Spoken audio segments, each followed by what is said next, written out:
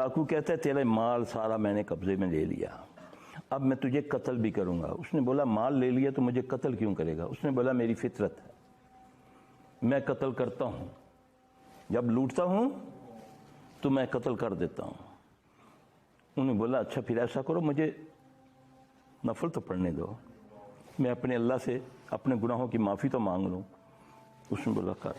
صحیح حدیث ہے، یہ قصہ نہیں سنا رہا جہاں مجھے خواب شاب نہیں آیا، نہ میرے کسی بڑے کو خواب آیا، حدیث ہے یہ۔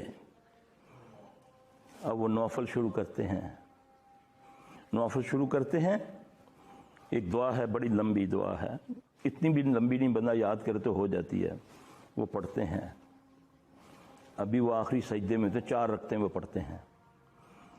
جب وہ دعا پڑھتے ہیں تو کیا دیکھتے ہیں کہ ایک سوار آتا ہے، منہ سر اس نے اپنا لپیٹا ہوا ہے،